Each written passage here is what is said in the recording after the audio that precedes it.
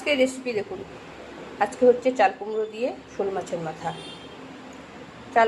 শোল মাছ আলু টমেটো দিয়ে ঝোল, চাল কুমড়ো চোচা ভাজি খুব ভালো লাগে। কালো জিরা শুকনো লঙ্কা সম্বাদ দিয়ে করেছি, কাঁচা লঙ্কা কেটে।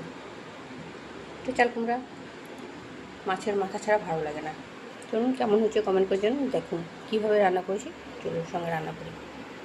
হ্যালো ফ্রেন্ড, নমস্কার। আপনারা রান্না করে সবাই চলুন আজকে আপনাদের ভালোবাসা প্রণাম নিয়ে রেসিপি শুরু করি। রান্না তো শুরু করেই দিয়েছি।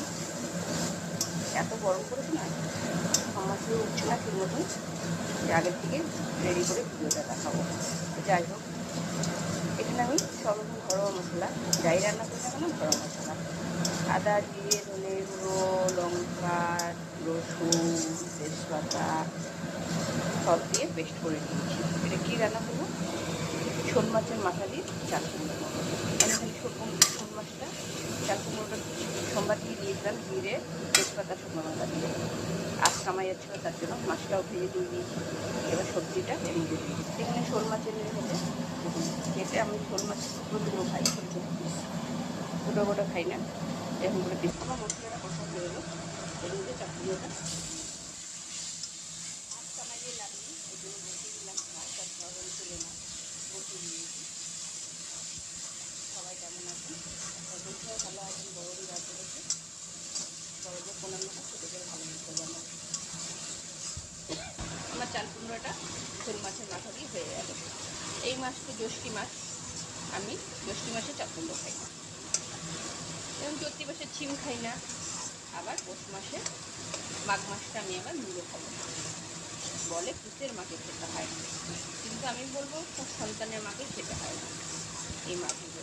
তো যাই হোক, আমার চাল কুমড়োটা হয়ে গেল। দেখুন কতটি চাল কুমড়ো কতটুকু হলো, দেখুন কষতে হয় ভালো করে। এবার আমি শোল মাছটা আর মাংসের মতো রান্না করবো। টমেটো পেঁয়াজ সব ঘরোয়া মশলা, ঘরোয়া মশলা সব, পেঁয়াজ বাটা দিন না আমি কিছুতেই, পেঁয়াজটা আমি সব বাটি। দেখুন মাছগুলো ছোটো ছোটো করে শোল মাছটা ছিলে নিয়ে এসেছিলো,